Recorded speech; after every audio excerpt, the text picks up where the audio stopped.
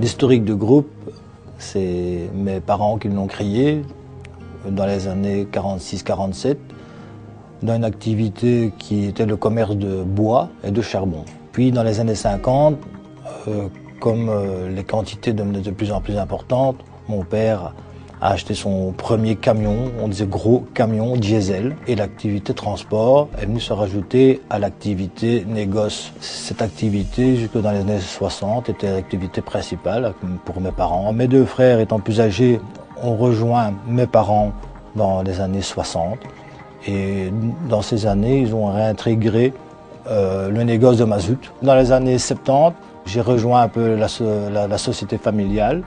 Et là, nous avons vraiment développé toute la partie qu'on appelle génie civil, terrassement, exploitation de terri. C'est une activité qui était très rentable, qui nous a permis de faire un bas de laine.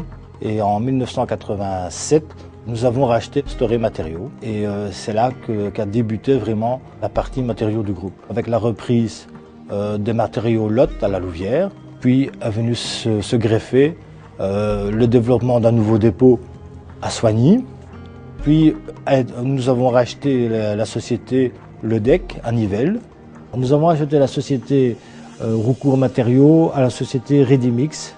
Et puis nous avons recréé une succursale en rachetant les matériaux VMAT à Anderlecht en 2006. Et ici, début 2010, nous avons fusionné les deux sociétés pour n'en faire qu'une, qui s'appelle Gobert Matériaux.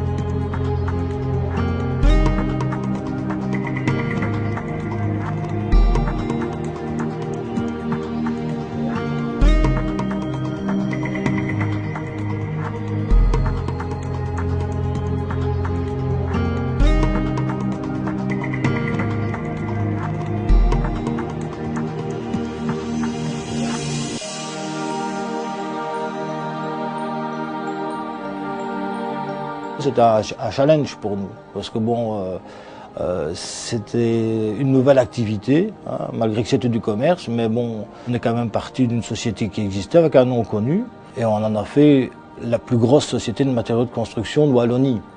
Ça fait que ça, c'est quand même une fierté.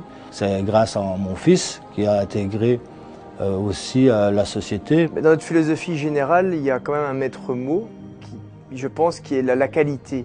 Vous avez la qualité des matériaux, donc nous offrons toujours à notre clientèle des matériaux de qualité à haute performance qui durent dans le temps. À chaque fois, ce sont des matériaux de professionnels que nous offrons comme gamme étendue aux particuliers. Il y a également, quand je dis qualité, la qualité du service ou des services, mais là je pense essentiellement à la livraison à domicile. Donc nous livrons aussi bien qu'en tonnes, qu'en camion remorque, qu'en semi, avec des chauffeurs de qualité, du matériel de qualité.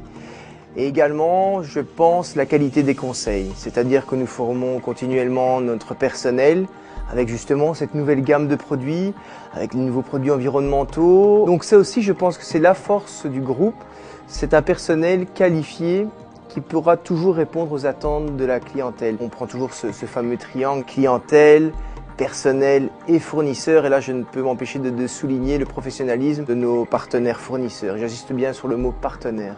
Parce que parfois, fournisseur, ça pourrait vraiment paraître très froid. On achète, puis l'année d'après, si ils sont un petit peu trop chers, on n'analyserait que le prix. Mais ici, naturellement, on reprend la qualité, on reprend aussi le relationnel que nous avons avec les différents délégués, avec les différentes directions, la gamme. Tout ça, on remet tout ça quand même dans un chapeau pour toujours trouver ses meilleurs fournisseurs partenaires. Et je pense que la preuve en est, c'est qu'il y en a qui sont partenaires du groupe Gobert depuis une trentaine d'années. Bon, si Gobert Matériaux, ex-Torel-Edec, a été élu meilleur négociant belge, c'est grâce aussi à mon fils, hein, mais c'est un return au niveau de nos fournisseurs, parce que c'est les fournisseurs qui devaient élire le meilleur négociant. Surtout pour Ronald, qui s'est vraiment... il a rentré à fond, et le fait d'être reconnu par les fournisseurs, je trouve que c'était une très belle chose, parce qu'il mérite, ça c'est sûr. C'est une motivation. J'aurais peut-être plus investi comme j'ai investi ici sur les 5 dernières années si j'avais pas eu de successeur, ça c'est sûr. Parce que bon, c'est vrai que le travail avec son fils, de temps en temps, ça aussi, ça n'y a rien à faire. Hein. Bon, on a des petits coups de gueule, mais il n'y a rien de plus agréable que ça.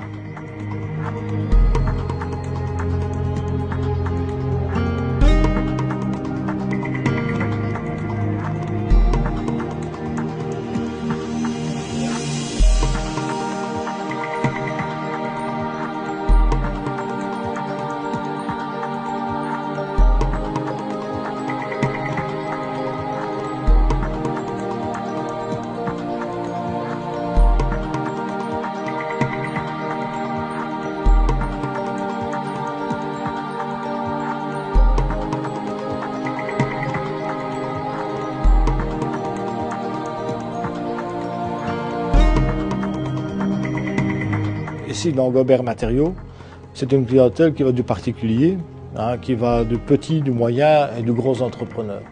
Que dans Gobert et Fils et dans les autres parties, comme à nous, Transmanumat, nous travaillons uniquement pour l'industrie. Parallèlement au négoce, nous avons quand même continué à développer toute la partie qu'on appelle génie civil, transport et terrassement. Par la création d'une première société qui était Gobert et Fils en 1983.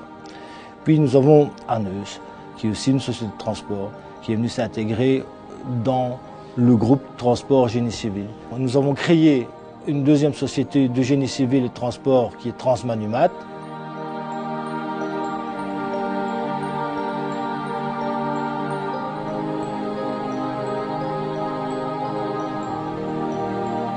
Au niveau de tout ce qui touche aux carrières, nous avons un panel de clients qui va de Tournai jusqu'à Liège, et là ça représente une dizaine de carrières, 2 millions de mètres cubes par an, mais sur 5, 6, 7 carrières différentes avec des clients différents. On peut nous demander aussi de faire des prestations comme de la location, hein, location d'engins de génie civil, comme des grues, dumpers, chargeurs sur pneus.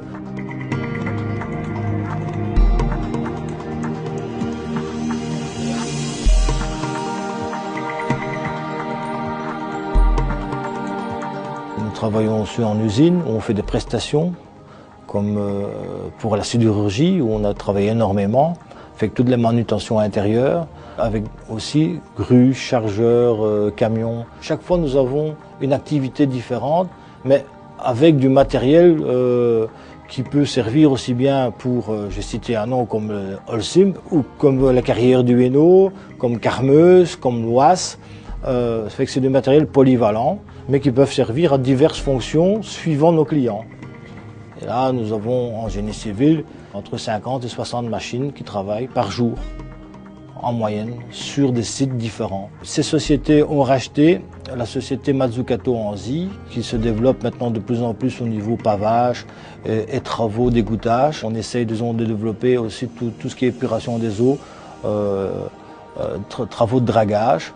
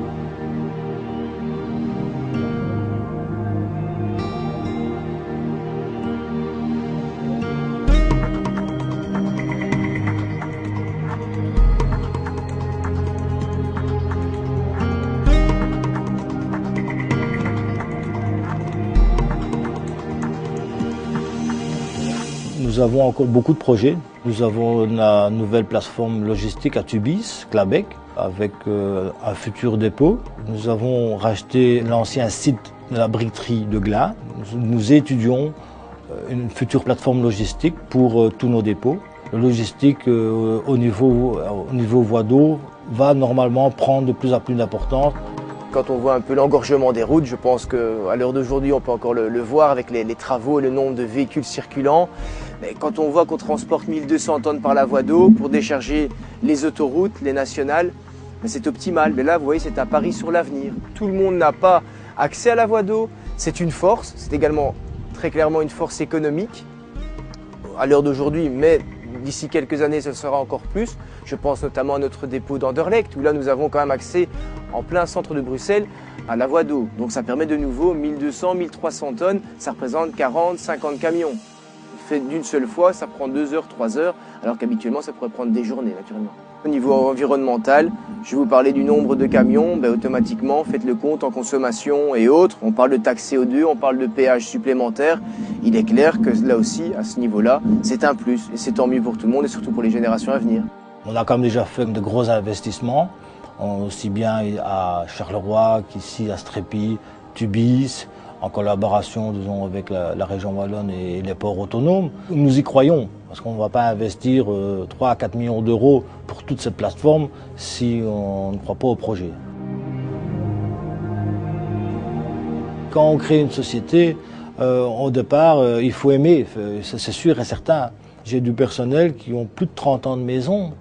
Les derniers qui sont maintenant partis à la retraite, ils m'ont connu à 10-15 ans. On ne devient pas entrepreneur en se levant le matin, si tous les jours on se dit qu'est-ce que j'ai fait, c'est pas possible.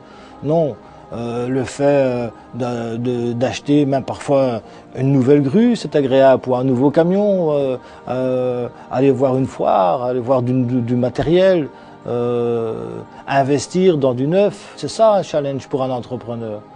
Que ce soit vendre des matériaux, faire du transport, faire du génie civil, c'est l'envie d'entreprendre. L'envie d'entreprendre.